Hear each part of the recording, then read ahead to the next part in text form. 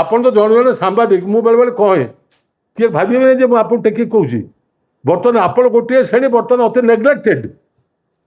ଆପଣଙ୍କ ଯେଉଁ category of ଆମର ଏମ୍ପ୍ଲୟିଜ୍ ଅଛନ୍ତି ଆପଣ କେଉଁ କ୍ୟାଟେଗୋରୀ ଭିତରେ ଯାଉଛନ୍ତି?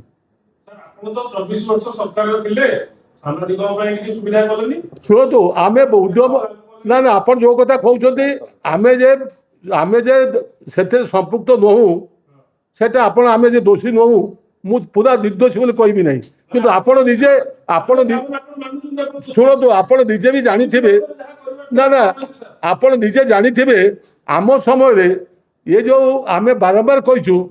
ଯେ ସାମ୍ବାଦିକମାନଙ୍କୁ ଗୋଟିଏ ଡିପାର୍ଟମେଣ୍ଟ ଭିତରେ ଆବଦ୍ଧ ରଖ ଆପଣ ଜଣେ ଲେବର ଡିପାର୍ଟମେଣ୍ଟ ଆଇଡେଣ୍ଟିଫିକେସନ କରିବ INPR ଅନ୍ୟାନ୍ୟ ସୁବିଧା ସୁଯୋଗ ଦେବ ଆପଣ ଗଲାବେଳକୁ ଆପଣ ନିରପେକ୍ଷ ଭାବରେ ଆମେ ଏଠି ଆଲୋଚନା କରିବା ଯେ ଲେବର ଡିପାର୍ଟମେଣ୍ଟ ଆମ ସମୟରେ ମଧ୍ୟ ଆପଣ ଜାଣିଥିବେ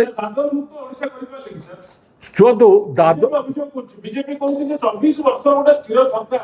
ଦାଦନ ମୁକ୍ତ ଓଡ଼ିଶା ଗଠନ କରିବାରେ ବିଫଳ ହେଇନୁ ଆମେ ସଫଳତାର ସହିତ କରିଛୁ କରିଛୁ କାହିଁକି ଅନାନ୍ତୁ ଗୁଜରାଟ କଥା ଯଦି କହିବେ ଶୁଣନ୍ତୁ ଆପଣ ତା ଡେଫିନେସନ ଟିକେ ବୁଝନ୍ତୁ ଆମ ୱାର୍କର ଯାଉଛନ୍ତି ସ୍କିଲ୍ ୱାର୍କର ବୁଝେଇଦେଲି ପରା ଆପଣଙ୍କୁ ଆମ ୱାର୍କର ଯେଟା ଯାଉଛନ୍ତି ସ୍କିଲ୍ ୱାର୍କର ଯାଉଛନ୍ତି ଗୁଜରାଟ ଏତେ ଦେଶପ୍ରେମୀ ନୁହଁ ବସ୍ ଲଗେଇ ନଉଛି କର୍ଣ୍ଣାରେ ରାସ୍ତାରେ ଛାଡ଼ିଦେଲା ଆସିନେଲା ଆମ ସ୍କିଲ୍ ୱାର୍କର ଯାଉଛନ୍ତି ଆପଣ ଟିକେ ରୁହନ୍ତୁ ଆପଣ ଟିକେ ଫେରିଯିବେ 10 ବର୍ଷ ତଳକୁ ଗୁଜରାଟର ମନ୍ତ୍ରୀ ଯେତେବେଳେ ପ୍ଲେଗ ରୋଗ ହେଲା ଆପଣ ଜାଣିଥିବେ ସୁରତରେ ଆମ ଶ୍ରମିକମାନେ ପଳେଇ ଆସିଲେ ତାଙ୍କ ଇକୋନୋମି ଫେଲ୍ କରିଗଲା ସେମାନେ ଆସିକି ବ୍ଲକ ବୁଲିଲେ ଯେ ଆପଣଙ୍କ ସବୁ ସୁବିଧା ସୁଯୋଗ ଆମେ କରିବୁ ଆପଣଙ୍କ ଲୋକମାନଙ୍କୁ କୁହନ୍ତୁ ଶ୍ରମିକମାନଙ୍କୁ ସେମାନେ ଯିବେ ବିଜୁବାବୁ ସେତେବେଳେ ମୁଖ୍ୟମନ୍ତ୍ରୀ ପଟେଲ ଥିଲେ ସେତେବେଳେ ଚିଫ୍ ମିନିଷ୍ଟର ଗୁଜରାଟର ଏବଂ ସେତେବେଳେ ଲେବର କମିଶନର ହେଉଛି ବିନୟ ମିଶ୍ର ମୁଁ ହେଲି ଲେବର ମିନିଷ୍ଟର ଆମେ ସବୁ ପ୍ରତ୍ୟେକ ପଞ୍ଚାୟତ ଗସ୍ତ କଲୁ ଏବଂ ବ୍ଲକ ଗସ୍ତ କଲୁ ଗଞ୍ଜାମ ଜିଲ୍ଲାର ମୁଖ୍ୟତଃ ଏବଂ ତାଙ୍କୁ ବୁଝିଲା ପରେ ତାଙ୍କର ଯେଉଁ ଦାବି ଥିଲା ଏଇ କଲେ ଆମେ ଫେରିବୁ ଆପଣ ସେ କଥା ସାଙ୍ଗରେ ଦାଦନ ମୁକ୍ତ ଯାହା ବିଜେଡି କରିଥିଲା ନବୀନ ବାବୁ କରିଥିଲେ ଆଜି ଆଙ୍କ ପରିମାଣ କ'ଣ ଆମେ ତ ମୁକ୍ତ କରିବା ପାଇଁ ସେ ବ୍ଲକକୁ ସବୁ ଜିଲ୍ଲାକୁ ଫୋକସରେ ଆଣିଥିଲୁ ସମାଧାନ କରିଥିଲୁ ତାଙ୍କ ସମସ୍ୟା ଯେତିକି ବାଟ ଇଏ ମୁକ୍ତ କରିବା ପାଇଁ କହିଥିଲେ ଦୀପାଦି ଚଢ଼ିକି ଆଜି ମୁକ୍ତ କ'ଣ ହେଲା 2.5 ବର୍ଷ ଭିତରେ ନା ସେଇଠି ମଧ୍ୟ ଆପଣ ଜାଣିଥିବେ ଏଇଟା ଗୋଟେ ଏକାଡେମିକ୍ ଡିସ୍କସନ ଯେ ପ୍ରତ୍ୟେକ ବ୍ଲକରେ ଜଣେ ଇନ୍ସପେକ୍ଟର ରହିବେ ଲେବର ଇନ୍ସପେକ୍ଟର ରହିବେ ତାକୁ ମଧ୍ୟ ଆରମ୍ଭ ହେଇଥିଲା ଆପଣ ବ୍ଲକ ଲେବର ଇନ୍ସପେକ୍ଟର ଦୂର କଥା ଅଛି ଆଗେ ଡିଷ୍ଟ୍ରିକ୍ଟ ଲେବର ଅଫିସର ଥିଲା ବର୍ତ୍ତମାନ ଆପଣ ଦେଖନ୍ତୁ ଆମ ସମୟରେ ପ୍ରତ୍ୟେକ ବ୍ଲକରେ ଗୋଟେ ଇନ୍ସପେକ୍ଟର କିଛି ବ୍ଲକରେ କାମ ଆରମ୍ଭ ହେଇଥିଲା ତେଣୁକରି ଆପଣ ନିଜେ ଅନୁଭବ କରୁଥିଲେ 11 ଟଙ୍କାରୁ 25 ଟଙ୍କା ମଜୁରୀ କମ୍ୟୁନିଷ୍ଟ ଗଭର୍ଣ୍ଣମେଣ୍ଟରେ ମଧ୍ୟ କରିପାରିନଥିଲେ ସମସ୍ତେ ଆଶ୍ଚର୍ଯ୍ୟ ହେଇଗଲେ ଯେ ବିଜୁ ପଟ୍ଟନାୟକ କମ୍ୟୁନିଷ୍ଟ ହେଇଗଲେ କି କୌଣସି ରାଜ୍ୟର ସେ ସମୟରେ କୌଣସି ରାଜ୍ୟ 11ରୁ 25 ମଜୁରୀ କରିବା ସମ୍ଭବ ନଥିଲା ଖାଲି ସେତିକି ନୁହେଁ ଏବଂ ତାଙ୍କ ପ୍ରତି ଯେଉଁ ସମ୍ମାନ ଦେବା ପାଇଁ ବିଜୁବାବୁ ମଧ୍ୟ କହିଥିଲେ ଯେ ଶ୍ରମିକମାନେ ମଧ୍ୟ ସମ୍ମାନିତ ହେବା ଉଚିତ ଯେମିତି ସାହିତ୍ୟିକମାନେ ସମ୍ମାନିତ ହେଉଛନ୍ତି ଅନ୍ୟମାନେ ସମ୍ମାନିତ ହେଉଛନ୍ତି ଶ୍ରେଷ୍ଠ ଶ୍ରମିକ ଯିଏ ତାଙ୍କୁ ତମେ ସମ୍ମାନିତ କର ଏ ଶ୍ରମିକ ଦିବସ ଆମେ କରିଥିଲୁ 5 ବର୍ଷ ଧରିକି 50,000 ଟଙ୍କା ଆୱାର୍ଡ ଦେଉଥିଲୁ ବିଜୁବାବୁ ଶ୍ରମିକ ଆୱାର୍ଡ ତାଙ୍କୁ ଦେଉଥିଲୁ ତାଙ୍କର 3 ବର୍ଷ ବନ୍ଦ କରିକି ଏ ବର୍ଷ ତାଙ୍କ ନାଁ ପରିବର୍ତ୍ତନ କରି ଆରମ୍ଭ କରୁଛନ୍ତି ଆଉ ଏଠି ଆପଣ ନିଜେ ଅନୁଭବ କରୁଥିବେ ଏମାନେ କେବଳ ନାଁ ପରିବର୍ତ୍ତନ ରଙ୍ଗ ପରିବର୍ତ୍ତନ ଛଡ଼ା ଅନ୍ୟ କିଛି ନାହିଁ ବିଜୁ ପଟ୍ଟନାୟକ କେବେ ନିଜେ କହିଥିଲେ କି ମୋ ନାଁରେ ତମେ କର ନା ବିଜୁ ପଟ୍ଟନାୟକ ସମସ୍ତେ ସେଟା ବିଜୁ ପଟ୍ଟନାୟକ କାମ କରିଯାଇଛନ୍ତି କିନ୍ତୁ ବିଜୁ ପଟ୍ଟନାୟକ ନାଁରେ କେଉଁଠି ନିଜେ କହିନାହାନ୍ତି ମୋ ନାଁରେ ତମେ ଦଳ କର ମୋ ନାଁରେ ସ୍କୁଲଟେ କର ମୋ ନାଁରେ କଲେଜଟେ କର ସିଏ ସବୁବେଳେ କଳିଙ୍ଗ ଓଡ଼ିଶାର ଅନ୍ୟ ନାମ କଳିଙ୍ଗ ଯେକୌଣସି କାମ ସେ କରିଛନ୍ତି କଳିଙ୍ଗ ପ୍ରାଇଜ୍ କଳିଙ୍ଗ ଆୱାର୍ଡ ଆପଣ ଜାଣିଥିବେ ବିଶ୍ୱର ଏକମାତ୍ର ଆୱାର୍ଡ ଟୁ ପପୁଲାରାଇଜ ସାଇନ୍ସ ଏବଂ ଦି କମନ ମ୍ୟାନ୍ ଦ୍ୱିତୀୟ ଆୱାର୍ଡ ପୃଥିବୀରେ ନାହିଁ ତାକୁ ମଧ୍ୟ ସେ ଦେଇଛନ୍ତି କିନ୍ତୁ ତାଙ୍କ ନାଁରେ ସେ କରିନାହାନ୍ତି କି ସେ କେବେ ନିଜେ ବି ମଧ୍ୟ ସେ ଆୱାର୍ଡ ଦେଇନାହାନ୍ତି ସେ ସବୁବେଳେ ଆୱାର୍ଡ ଅନ୍ୟମାନେ ଦେଇଛନ୍ତି ମୋର କହିବା କଥା ହେଉଛି ବିଜୁବାବୁଙ୍କଠୁ ଏମାନେ ଶିଖିବା ଉଚିତ ବିଜୁବାବୁ ଯେଉଁ 25 ଟଙ୍କା ମଜୁରୀ କଲେ ସେ କେଉଁ ମାଲିକକୁ ପଚାରିକି 25 ଟଙ୍କା ମଜୁରୀ କରୁଛନ୍ତି ଏମାନେ ମାଲିକକୁ ପଚାରୁଛନ୍ତି ଲାଭ ହେବ କ୍ଷତି ହେବ ସେ ପଚାରିଥିଲେ ଆଦିବାସୀ ମହିଳାକୁ ଜଣେ ସାଧାରଣ କର୍ମଚାରୀକୁ ଶ୍ରମିକକୁ ଯେ ସିଏ କହୁଛି ବାପା ଏତିକି ପଇସାରେ ଚଳିହେବ କେମିତି ଚଳିବି ନା କେତେ ହେଲେ ବାବା ମା ହେବ ସିଏ ଯେଉଁ ପ୍ରସ୍ତାବ ଦେଲା ସେଇ ପ୍ରସ୍ତାବଟା ତାଙ୍କ ମୁଣ୍ଡରେ ପୁରେଇକି ସିଏ ଆମକୁ କହିଲେ ତମେ ଲେବର ଆଡଭାଇଜରୀ ବୋର୍ଡରେ ଏଟାକୁ ପକାଇ ଯଥାଶୀଘ୍ର ଏଟାକୁ କାର୍ଯ୍ୟକାରୀ କର 11ରୁ 25 କର। ମୋର କହିବା କଥା ହେଉଛି ତାଙ୍କର ଯେଉଁ ଭିଜନ ବିଜୁବାବୁଙ୍କ ଭିଜନ ସେ ଭିଜନ ଏମାନଙ୍କର ଅଛି। ଆପଣ ଦେଖିଥିବେ କେବେ ବିଜୁବାବୁ ଗୋଟେ ମାନେ ସାଧାରଣ ଲୋକକୁ ଆପଣ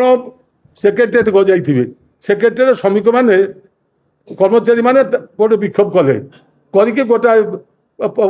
ଇଏ ପକାଇଦେଲେ ତାଙ୍କ ପାଖରେ ପଡ଼ିଲା ପୋଲିସ ଯେତେ ଦୌଡ଼ିଲା ତାକୁ ଆରେଷ୍ଟ କରିବା ପାଇଁ ସେ ମୋ ପିଲା ତମେ ବ୍ୟସ୍ତ ହେବା ଦରକାର ନାହିଁ ମୁଁ ତା କଥା ବୁଝିବି। ଆପଣ ଭାବନ୍ତୁ ଏଭଳି ଗୋଟେ ହୃଦୟବାନ ବ୍ୟକ୍ତି ଆଉ ଦ୍ୱିତୀୟ ପାଳି କିଏ ଆସିପାରିବ ତା ନାଁକୁ ଉଠେଇବା ପାଇଁ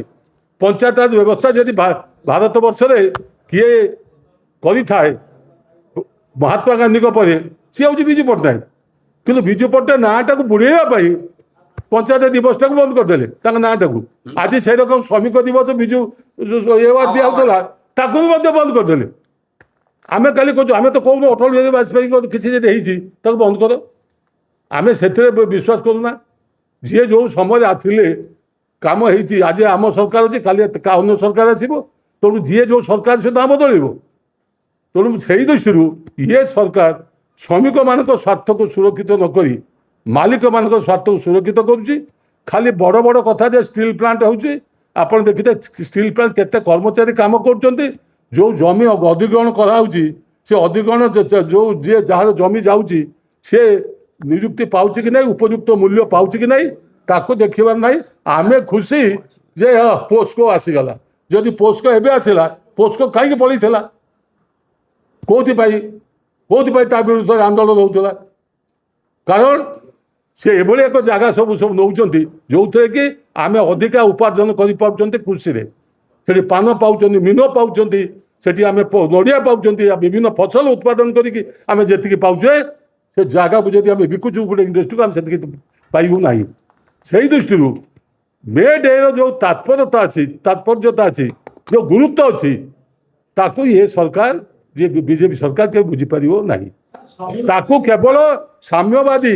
ଚିନ୍ତାଧାରା ସମାଜବାଦୀ ଚିନ୍ତାଧାରା ଶ୍ରମିକ ସ୍ୱାର୍ଥକୁ ଯେଉଁମାନେ ଦେଖନ୍ତି ଯେଉଁ ସରକାର ସେଇ କେବଳ ମହତ୍ଵ ବୁଝିପାରିବେ। ତେଣୁ ସେଇ ଦୃଷ୍ଟିରୁ ଆଗାମୀ ମଇ ଦିବସଟିକୁ କିଭଳି ଭାବରେ ସବୁ ଶ୍ରମିକ ଏକାଠି ହେଇ ଏକ ଜୋରଦାର ଆନ୍ଦୋଳନ କରିବେ ଏବଂ ସେ ଆନ୍ଦୋଳନ ଆପଣ ଜାଣିଥିବେ ଅତୀତରେ ମଧ୍ୟ 10ଟି ସେଣ୍ଟ୍ରାଲ ଟ୍ରେଡ୍ ୟୁନିୟନ ବିଭିନ୍ନ କ୍ଷେତ୍ରରେ ଦରଦାମ ବୃଦ୍ଧିଠୁ ଆରମ୍ଭ କରି ମଜୁରୀ ବୃଦ୍ଧିଠୁ ଆରମ୍ଭ କରି ଯେଉଁମାନେ ଆମର ଅଛନ୍ତି ସ୍କିମ୍ ୱାର୍କର୍ସ ଅଛନ୍ତି ତାଙ୍କୁ ଶ୍ରମିକ ମାନ୍ୟତା ଦେବାଠୁ ଆରମ୍ଭ କରି ସାମ୍ବାଦିକ ବନ୍ଧୁମାନଙ୍କର ଦାବି ଯେଉଁ ରହିଛି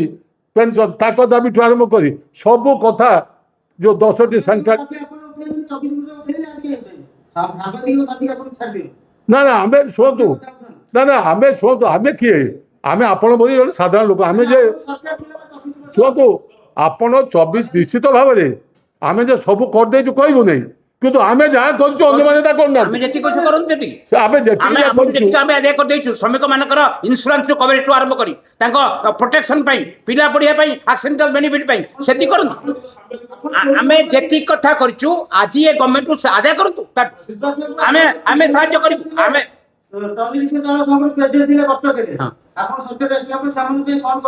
ସେମାନେ ପାଇଁ କରିନି ସେମାନଙ୍କ ପାଇଁ ପୁରା ଅସଂଗଠିତ ଶ୍ରମିକ ମାନଙ୍କ ପାଇଁ ଆମେ କଲ୍ୟାଣ ବୋର୍ଡ ତିଆରି କରିଛୁ। ଆପଣ ଯଦି ଇତିହାସ ନ ପଢୁଛନ୍ତି ବର୍ତ୍ତମାନ ଦେଖନ୍ତୁ ଅନଅର୍ଗାନାଇଜ୍ଡ ୱାର୍କର୍ସ ୱେଲଫେୟାର ବୋର୍ଡ ନଥିଲା କରିଛୁ ଯେଉଁମାନେ ଟଲି ରିକ୍ସା ଅଟୋ ସେଥିରେ ସମ୍ପୃକ୍ତ ହେବେ ଏବଂ ଟ୍ରାନ୍ସପୋର୍ଟ ଫେଡେରେସନ ଯେଉଁ ପରିବହନରେ ଟ୍ରକ୍ ଡ୍ରାଇଭର ଆଗରୁ କଲ୍ୟାଣ ବୋର୍ଡ ଥିଲା ଓଡ଼ିଶାରେ ତାମିଲନାଡୁରେ ଥିଲା